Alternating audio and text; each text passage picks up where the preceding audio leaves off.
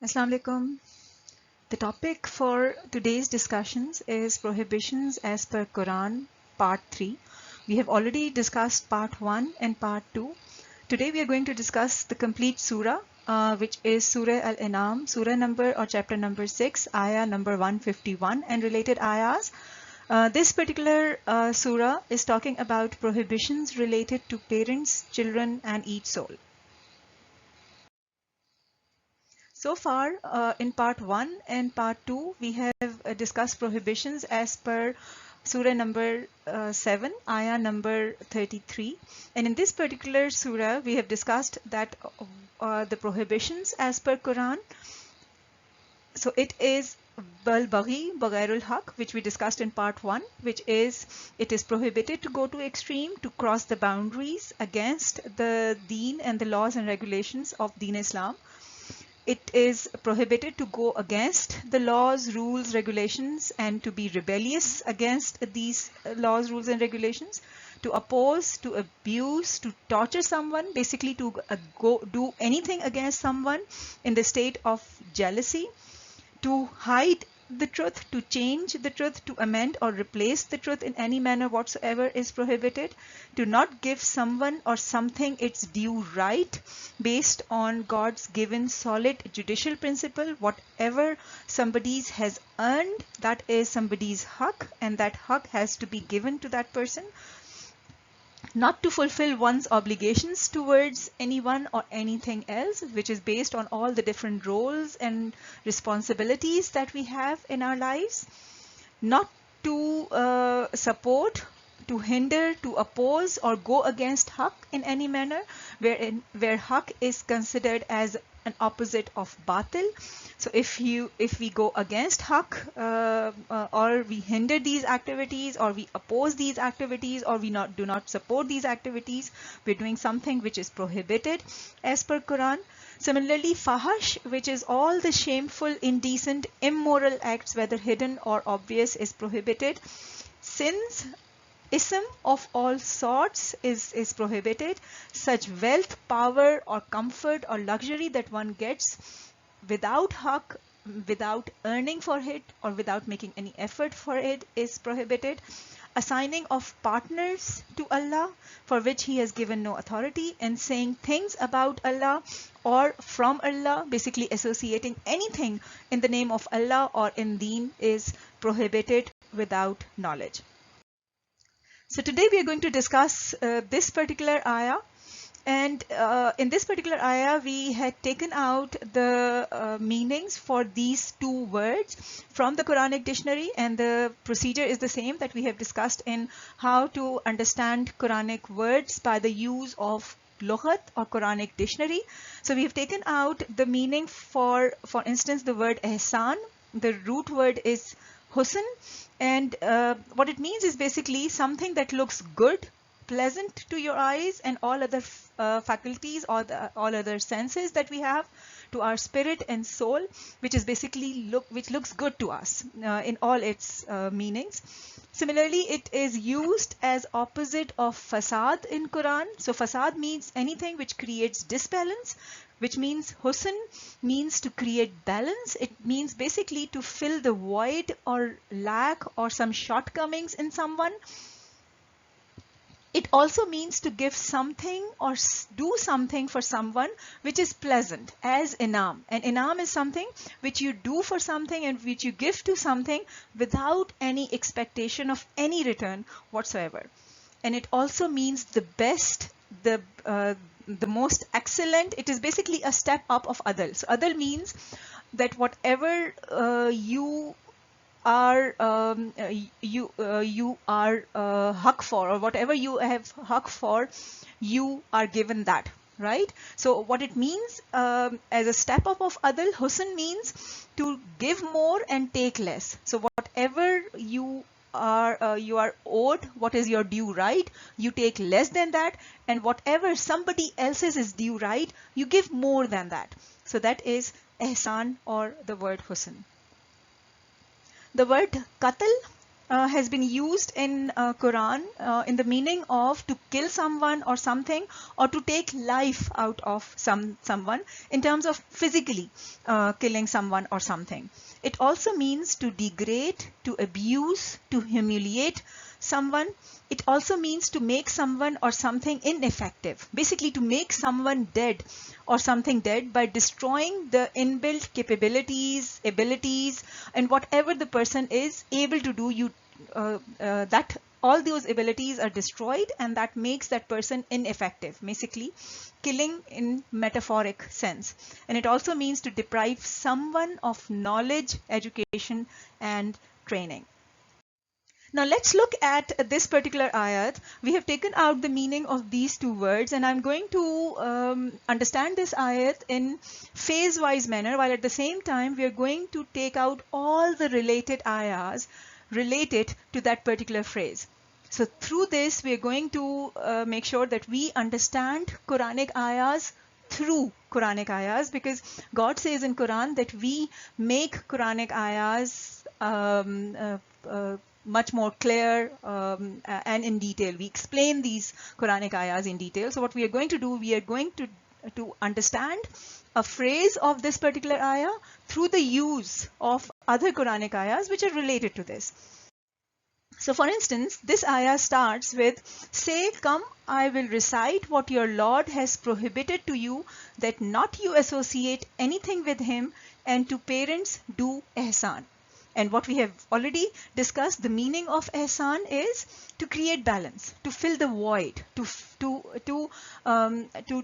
make up for the lack or shortcomings in anyone, to give or to do something for someone as inam, without expectation of any return whatsoever, or to give more than that person deserves, or to take less from that person's what you deserve. So what God is saying in this particular ayat, that it is prohibited, it is haram not to do ihsan with your parents, which means that in terms of your parents' behavior is concerned, if your behavior with them is not the best of the best, is not in accordance with the word ihsan, which is that you take care of, you fill the void that they have, you take care of all the shortcomings that they have, you give to them, and you do things for them as inam, as without any expectation for them, and you give to them much more than what they deserve as a step up of other best of the best behavior. So if we do not do that, then what we are doing is haram as per Quran, because not to do ihsan with our parents is termed as haram as per this ayah. So today we are going to discuss this ayah through related ayahs, and the related ayahs that we have picked up is this ayah, which is chapter number or surah number 46, ayah number 15. So in this particular ayah, God says that we have enjoined upon man to his parents ihsan, which means that it is ordered to us by God Almighty that we do ihsan with our parents. And in the subsequent verses, in the subsequent phrases, God is explaining to us the reason for this. And what God is saying, his mother carried him with hardship and give birth to him with hardship. So basically, we as children are being reminded what our mothers have gone through in order to conceive us and in order to deliver us. And then his gestation period and weaning is 30 months, which means that during this period of time, we have been breastfed, and the gestation, because we all know when a human child is born, that particular child is completely vulnerable. So while the mother is taking care of the child in terms of not only the pregnancy and the delivery, which is extremely difficult, father is working on the background of it. So the mother is able to do all of this because of the presence and the support by the father himself. Until when he reaches maturity and reaches 40 years, he says, "My Lord, enable me to be grateful for your favor which you have bestowed upon me." And what is that favor? That favor is the parents. Because when we are born, we are completely vulnerable.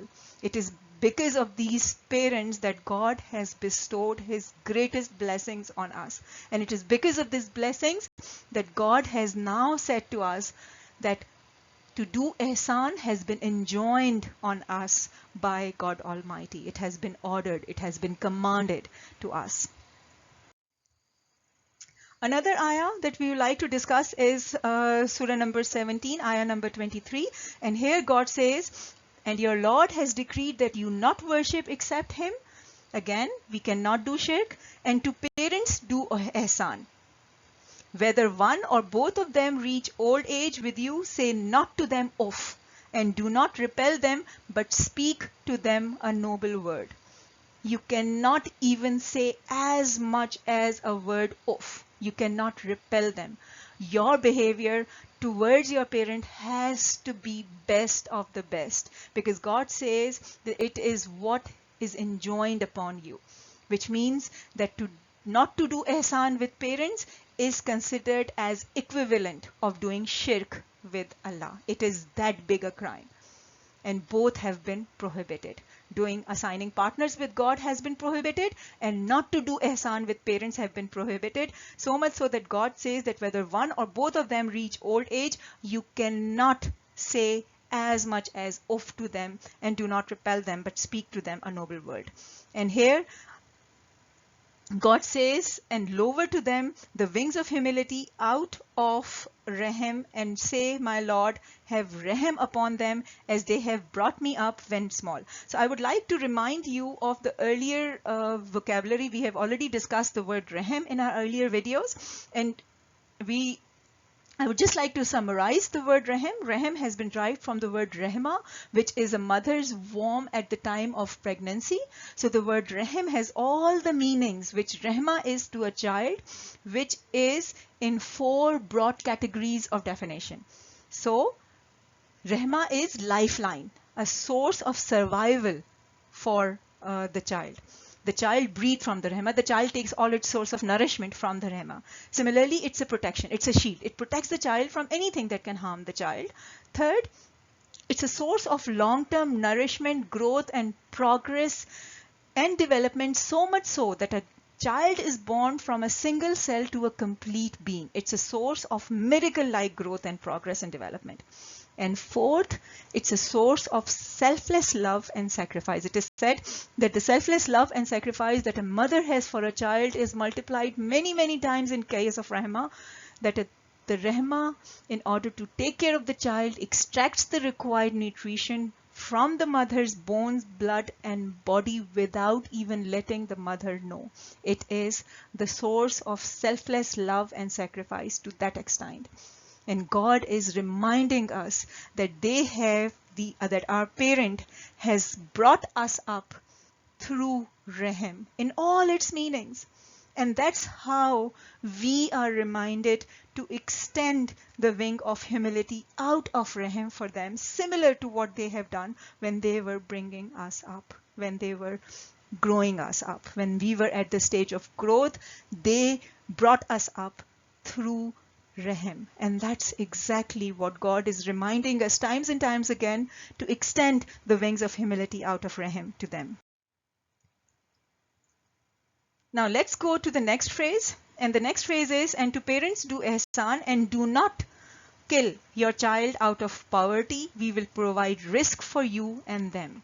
Now, we all know that qatl, the word qatl that's been used here, it means not only the physically kill someone, but it also means to degrade, to humiliate, to abuse someone, make someone ineffective.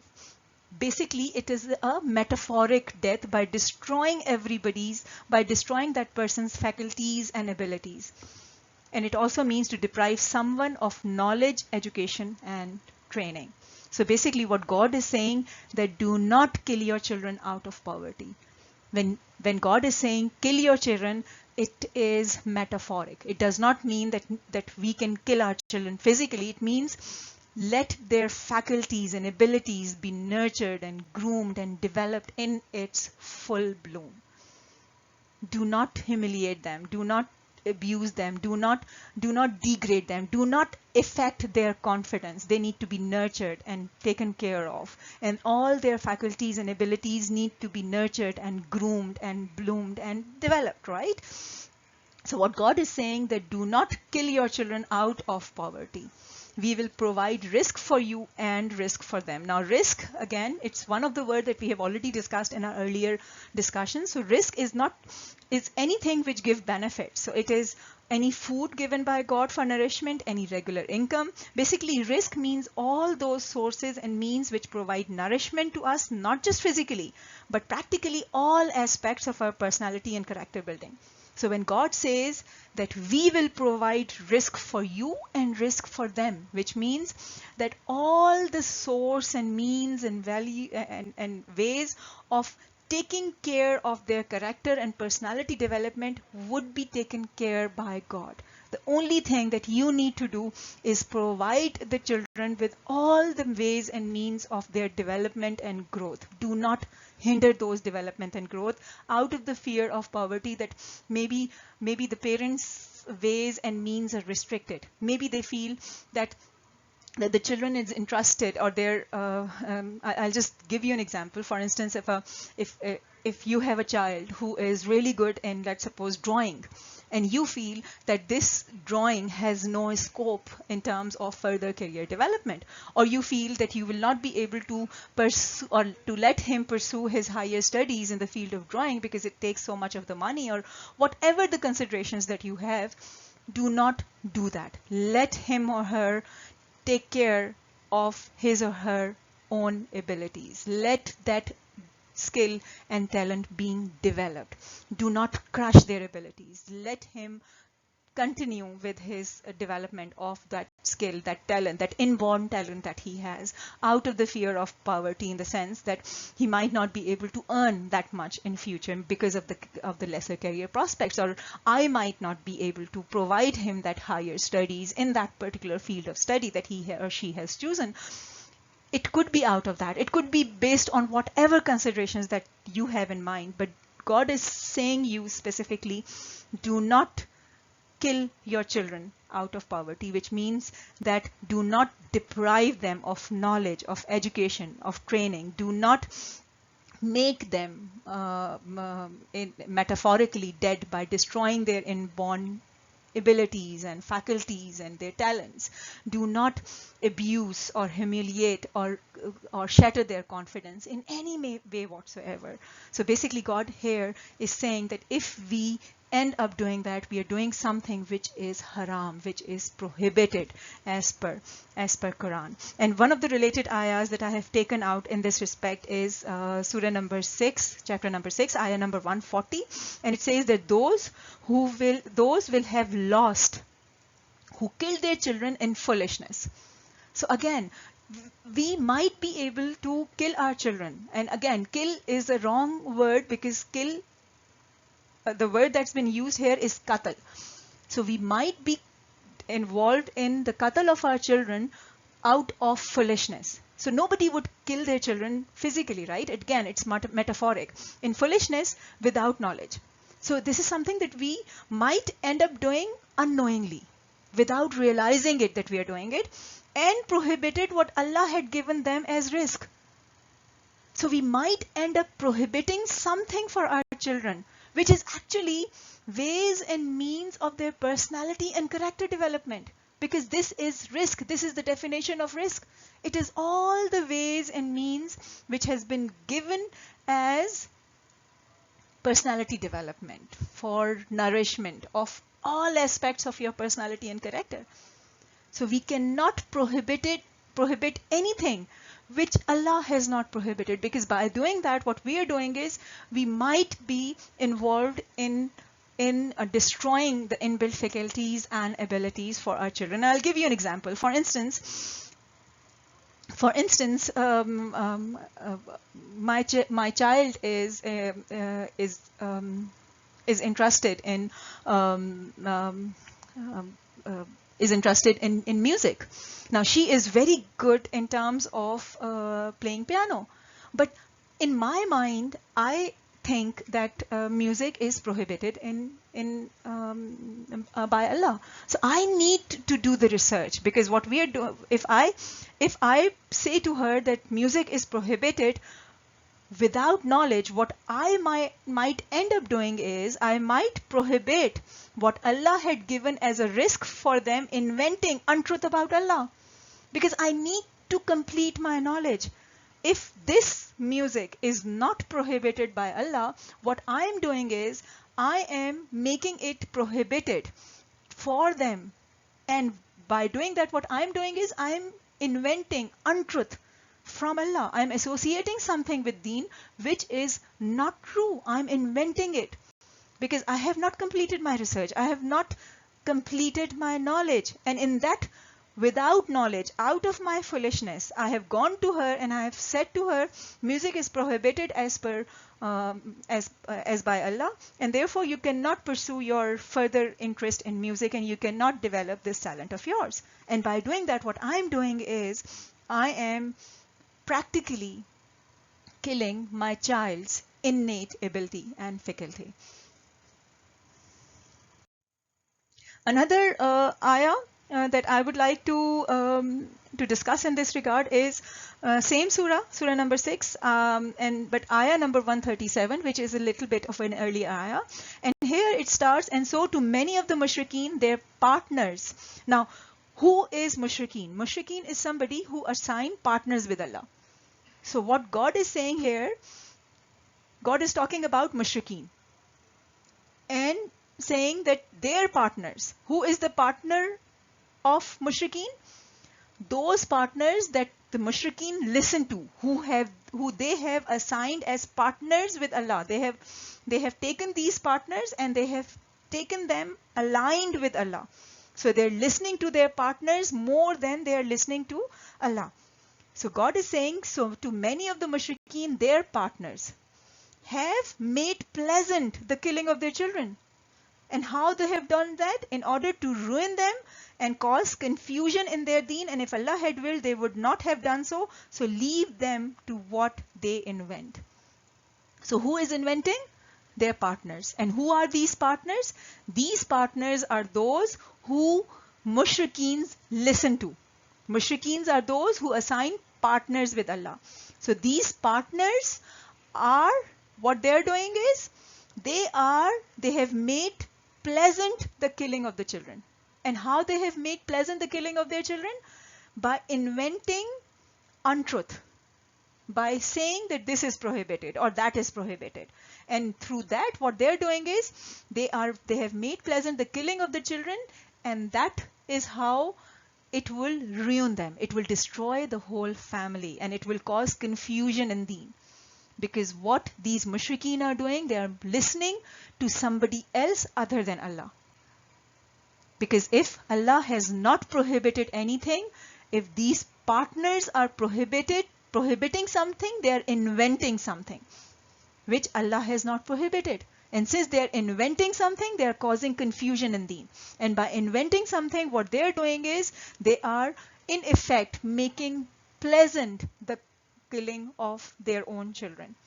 And through these so-called prohibitions, these assigned partners have made pleasant the killing of the children through these prohibitions, or through that through these, not only that these children are being destroyed and ruined, the whole family is being ruined.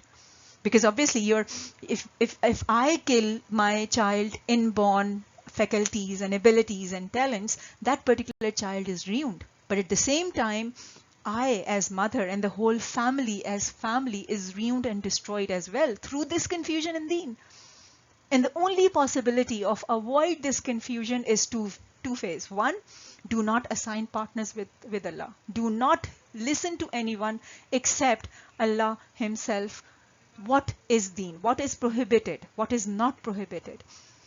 And the killing of children is prohibited. We cannot humiliate our children. We cannot shatter their confidence. We have to develop them, to nurture them, to upbring them in the best possible way, to provide them all the ways and means of providing nourishment to each and every aspect of their being, not only their physical aspect, but every aspect of their personality and character, because to provide rizq is Allah's responsibility. So let's go on to the next next phrase. So we will provide for you and will provide for them, and do not approach fahash. We have already discussed that, what is apparent of them and what is concealed. And do not kill the soul which Allah has forbidden. Again, the same word qatl is used, and we know that qatl means to degrade, to humiliate, to abuse someone. It also means to physically kill someone, making someone ineffective, dead, to deprive someone of knowledge, education, and training. So you cannot qatl anyone at all, any soul which Allah has forbidden. And why? Because another of the related ayah related to this is 1770, that we have certainly given karamna, is the word that's been used, which means the highest level of takreem, nobility, dignity, respect, honor to the children of Adam. So each and every one of the soul has been born with utmost level of respect, nobility, dignity, honor. It is nobody's right to take that respect away. It is nobody's right to humiliate anyone or to degrade anyone or to abuse anyone, because that respect, that dignity, that nobility, we are born with. Who has given it to us? God Almighty has given to each and every soul. So nobody can take that dignity away from us. And nobody is allowed to take that dignity and nobility from anyone at all. And if somebody does that, either physically killing somebody or humiliating or degrading or abusing someone, or not to respect or not to honor that dignity and honor that God has created that particular soul with, then that person is committing something which has been forbidden in Quran. So we cannot do that. So today we discussed this particular ayah. In this particular ayah, we discussed that it's prohibited to not to do ihsan with parents. That is, with parents, we have to do our very best in terms of our behavior, in terms of giving inam to them, which means that in terms of doing something for them or giving them something with no expectation in return whatsoever. And in terms of our behavior should be on the basis of a step up of adl. So adl means that you do something for somebody as your responsibility, as that person's haq. So as a step up means that you need to do something which is beyond that person's haq, which is what that person deserve. You need to do more than that. So if we do not do ihsan with parents, this has been considered as prohibited by Quran. Then it is prohibited to kill children. Again, the term that's been used has been used as qatl, and it's been used not in terms of killing children physically, but in terms of metaphoric.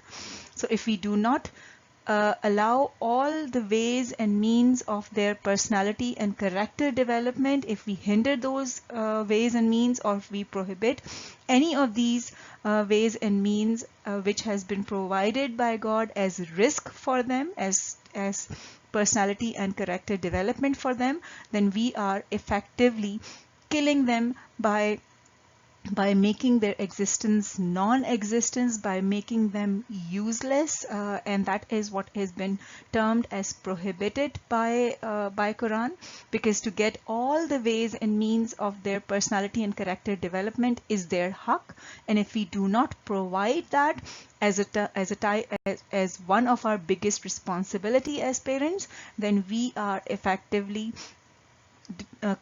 doing qatl for our children, and that has been termed as haram.